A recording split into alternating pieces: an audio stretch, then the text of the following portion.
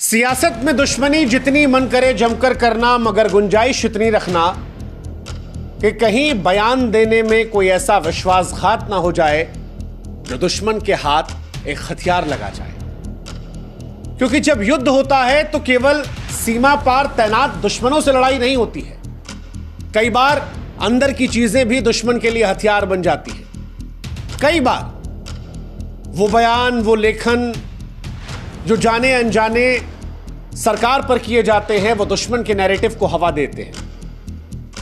और पाकिस्तान जैसा मुल्क जो 2001 में संसद में हमला करता है, 2008 में मुंबई में नरसंहार करता है, 16 में उरी में, 19 में पुलवामा में, फिर पहलगाम में, वो इन बयानों को आधार बनाकर हिंदुस्तान को कटघरे में खड़ा करने की कोशिश करता है।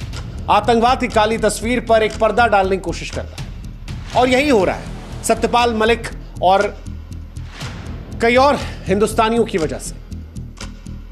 पाकिस्तान की संसद से लेकर पाकिस्तान के टीवी और अंतर्राष्ट्रीय मीडिया के सामने सत्यपाल मलिक के बयानों को हथियार बनाकर फिलहाल पाकिस्तान हिंदुस्तान पर दोष बढ़ने की कोशिश कर रहा है। और ऐसे में यह सवाल हमारे मन में आ रहा है कि क्या राजनीतिक लाभ, राजनीतिक कुंठा या सुर्खियों की चाह में वो जो बयान दिए जाते हैं, क्या वो देश की सुरक्षा को कमजोर करने का जरिया बन रहे हैं? क्या ये देश से निकलकर दुश्मन के प्रचार को मजबूत कर रहे हैं? और क्या ये खतरनाक नहीं है? कभी जनरल विपिन रावत ने कहा था कि भारत सिर्फ 2 मोर्चों पर लड़ाई नहीं लड़ रहा, भारत की लड़ाई जो है वो 2.5 मोर्चों पर है। पहली लड़ाई पाकिस्तान से, चीन से, और जो दूसरी आधी लड़ाई जो है वो भारत की धरती पर रहने वाले ऐसे लोगों से है जो जाने अनजाने, बेवकूफीवश या कई बार विश्वासघात में पाकिस्तान को हथियार दे जाते हैं। और इसीलिए सवाल है कि क्या सियासी महत्वाकांक्षा, व्यक्तिगत हित, अंतर्राष्ट्रीय मंचों की चाह में कुछ लोग ऐसे नैरेटिव को बढ़ावा दे रहे हैं जो पाकिस्तान के लिए ताकत और हिंदुस्तान के लिए असहज होने की वजह बन रहा है? अब व्यक्ति की आजादी ठीक, लेकिन क्या उस आजादी में जिम्मेदारी नहीं होनी चाहिए? यह सवाल बड़ा महत्वपूर्ण है और यह सवाल सत्यपाल मलिक के इर्द गिर्द घूम रहा है। सत्यपाल मलिक जो पुलवामा हमले को लेकर सरकार पर दिन रात गंभीर आरोप लगा रहे थे, फिलहाल पाकिस्तान इंटरनेशनल मीडिया के सामने उनके बयानों को कोट कर रहा है। वो ये दिखा रहा है कि देखिए भाई साहब, ये गवर्नर थे और ये खुलकर कह रहे हैं कि ये जो हुआ था पुलवामा में, ये सरकार ने किया था, हिंदुस्तान ने किया था, वोट लेने के लिए किया था। पाकिस्तान की संसद में तमाम सांसद सत्यपाल मलिक के बयान को कोट कर रहे हैं।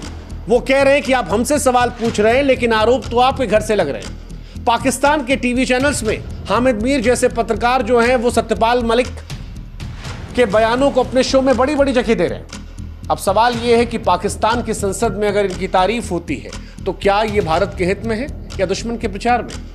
क्या ये देश की सुरक्षा को कमजोर करने का जरिया बन रहे हैं? क्या व्यक्ति की आजादी का इस्तेमाल करते समय हमें यह नहीं सोचना चाहिए कि हमारे शब्द किसे ताकत दे रहे हैं? क्या आप अपने देश को नहीं कमजोर कर रहे हैं? और क्या पाकिस्तानी खेल में अब कई भारतीय मोहरा बनते जा रहे हैं?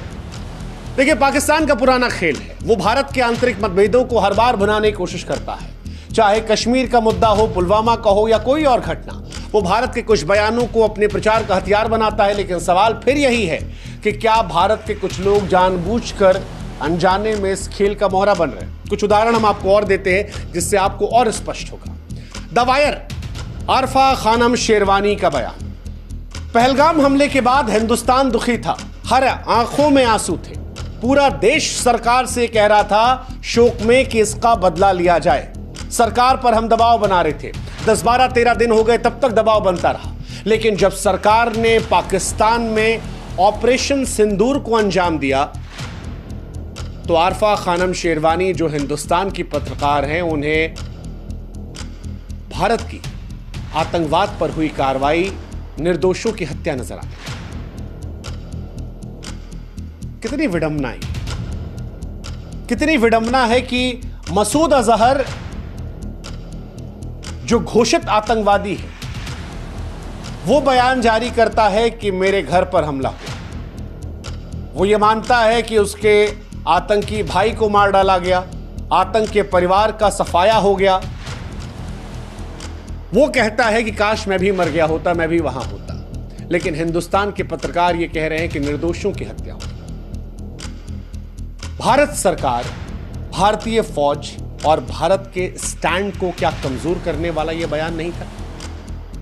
निर्दोषों की हत्या उस वक्त यह कहना जब जंग चल रही है, जब पाकिस्तान जम्मू में हमला कर रहा है, पंजाब में हमला कर रहा है, गुजरात में हमला कर रहा है, राजस्थान में हमला कर रहा है, पहलगाम में हिंदुओं कत्लेआम मचा दिया, उस वक्त यह कहना क्या बिना तथ्यों की जांच के दिया गया ऐसा बयान देश की एकता को कमजोर नहीं करता? जब पाकिस्तान की मीडिया इसे भारत को मानवाधिकार विरोधी दिखाने के लिए इस्तेमाल करती है, तो क्या यह हमें अपनी जिम्मेदारी पर सवाल उठाने के लिए मजबूर नहीं करता कि क्या एक पत्रकार की भूमिका में तथ्यों को सामने लाना चाहिए या सिर्फ अपनी कौम या फिर विवादास्पद बयानों से सुर्खियां बटोरना ही पत्रकारिता का नियम है? द वायर इकलौता नहीं है। हालांकि द वायर पे सरकार ने बैन लगा दिया। द वायर इस वक्त freedom of speech and expression की बात कर रहा है, लेकिन लोग सरकार पर भी सवाल इसलिए नहीं उठा रहे क्योंकि द वायर ने जो कुछ किया और जिस वक्त किया वो देश को नुकसान पहुंचाने वाला था, देश की स्थिति असहज करने वाला था। ऐसा ही एक काम द हिंदू की तरफ से भी किया। द हिंदू और विजेता सिंह की रिपोर्ट। द हिंदू की पत्रकार हैं विजेता सिंह। ऑपरेशन सिंदूर चल रहा था, पाकिस्तान फेक नैरेटिव फैलाने लगा। पाकिस्तान के रक्षा मंत्री सीएनएन पर एक्सपोज हो रहे थे। जब सीएनएन की जर्नलिस्ट ने उनसे सवाल पूछा कि भाई साहब किस आधार पर आप कह रहे हैं कि 5 विमान मार दिए, तो वो कह रहे थे कि सोशल मीडिया पर सबूत है। वो जानते कौन सबूत था? वही सबूत जो द हिंदू देने की कोशिश कर रहा था। द हिंदू की पत्रकार विजेता सिंह ने 3 भारतीय लड़ाकू विमानों के नष्ट होने का दावा कर दिया। यह दावा किस आधार पर था यह उनको भी नहीं पता था, लेकिन यह दावा जब देश के प्रतिष्ठित अखबार द हिंदू से छपा तो पाकिस्तानी सेना के लिए झूठे प्रचार का एक जरिया बन गया। बाद में हिंदुस्तान की तरफ से इसे खारिज किया गया। द हिंदू ने भी इस पोस्ट को हटाया, माफी मांगी, लेकिन आप जानते हैं कि झूठ के पांव तेज होते हैं, वो जल्दी जल्दी जाते हैं और सच रेंगता रहता है। एक बार जो खबर वायरल हो गई, कितने लोग फिर उसको वेरीफाई करते हैं? पाकिस्तान के सामने हिंदुस्तान की स्थिति कमजोर करने में ऐसे अखबारों और ऐसे पत्रकारों की भूमिका है। बिना सत्यापन के खबरें छापना कौन सी जिम्मेदारी है? क्या यह संभव है कि ऐसी गलतियां अनजाने में हो सकता है, लेकिन दुश्मन के प्रचार को यह बढ़ावा दे रही है, यह हम कह सकते हैं। और इसीलिए हमारे यहां भी मीडिया को सोचना चाहिए कि क्या उनकी एक गलती देश की छवि को नुकसान नहीं पहुंचा रही। यही कहानी हम विरोधी पार्टियों से भी कहेंगे कि सियासत में आप विरोध कीजिए, आपका अधिकार है।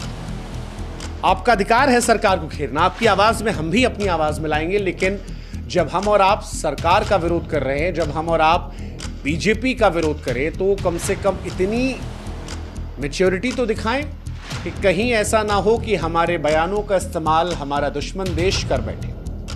पाकिस्तानी सेना सत्यपाल मलिक का जो बयान दिखा रही थी, उसमें राहुल गांधी भी मौजूद थे और उन्हीं बयानों का इस्तेमाल करके वो पहले पुलवामा का दोष भारत में मढ़ रही थी और अब पहलगाम को लेकर पाकिस्तान पर जबरदस्ती आतंक का आरोप थोपने की बात कर रही है। सवाल यह कि क्या सियासी विरोध इतना तीखा होना चाहिए कि देश के खिलाफ प्रचार का हथियार बन जाए? वही वाला शेर, दुश्मनी जितनी मन करे जमकर करना, मगर गुंजाइश इतनी रखना, क्योंकि ये राष्ट्रीय सुरक्षा का सवाल है। सरकार के विरोध की आड़ में अनजाने में भी दुश्मन के हितों को बढ़ावा हम नहीं दे सकते। मुझे उम्मीद है कि विपक्ष के नेता इस बारे में और बेहतर तरीके सोचेंगे और फिर भविष्य में इनका ख्याल रखेंगे। वैसे वो सब समझदार हैं, बस उनको इस बात का एहसास होना चाहिए कि सियासी विरोध में कहीं ऐसा ना हो कि उनके शब्द सीमा पर लड़ रहे जवानों के बलिदान को प्रभावित न कर बैठे। सवाल बड़ा है। ये हम इसलिए कह रहे हैं क्योंकि जब हमारे जवान सीमा पर अपनी जान दे रहे हैं, तब ये बयान, ये लेख दुश्मन के प्रचार को हवा दे रहे हैं। सवाल आज गंभीर ये है कि वो बयान जो पाकिस्तान की संसद में चल रहे हैं, वो बयान जो पाकिस्तान के टीवी चैनलों में दिखाए जा रहे हैं, वो बयान जिसे पाकिस्तान के रक्षा मंत्री कोट कर रहे हैं, क्या ये बयान केवल गलती हुई या कुछ लोगों की व्यक्तिगत कुंठा, कुछ लोगों के सियासी लाभ या कुछ लोगों को अपने अखबार बेचने, सुर्खियों की चाह में ये करवा दिया गया? जब भारत का कोई बयान या लेख पाकिस्तान के नैरेटिव को मजबूत करता है, तो क्या ये हमें अपनी प्राथमिकताओं पर सवाल उठाने के लिए मजबूर नहीं करता? क्या सियासी विरोध, व्यक्तिगत हित या अंतर्राष्ट्रीय मंचों पर तारीफ की चाह देश की एकता सुरक्षा से ऊपर है? जब दुश्मन हमारी कमजोरियों को भुनाने की कोशिश करता है तो क्या यह हमारी जिम्मेदारी नहीं कि हम अपने शब्दों में और लेखन में सावधानी बरतें?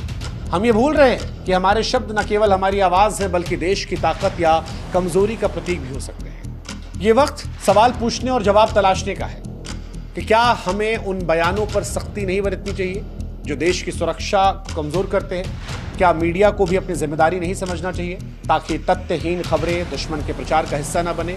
क्या नेताओं और बुद्धिजीवियों को यह नहीं सोचना चाहिए कि उनके शब्द किसके हित में काम कर रहे हैं? क्या हम ये भूल रहे हैं कि पाकिस्तान का खेल पुराना है लेकिन हमारी एकता ही उसका सबसे बड़ा जवाब हो सकती है? क्या हम अनजाने में उस खेल का हिस्सा बन रहे जिसे हम रोकना चाहते हैं? यह समय एकजुटता का है, लेकिन सवाल फिर यही है कि क्या हम अपने जवानों की शहादत का सम्मान करते हुए इस बात को सुनिश्चित कर पाएंगे कि ना तो बाहरी दुश्मन और ना ही भीतर के भ्रामक नैरेटिव भारत की एकता को?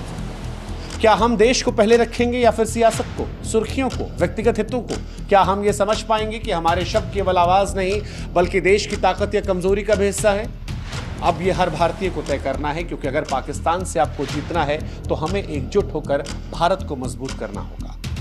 अनजाने में भारत को कमजोर नहीं करना होगा। उम्मीद करते हैं कि जिन बिंदुओं को हमने उठाया है उन बिंदुओं को आप भी समझेंगे। आप सरकार के समर्थन करने वाले हों या विरोध करने वाले, लेकिन जब तक पाकिस्तान से जंग है आप भारत बनकर रहेंगे, और अगर आप भारत होंगे तभी भारत पाकिस्तान के सामने हर मोर्चे पर जीत पाएगा।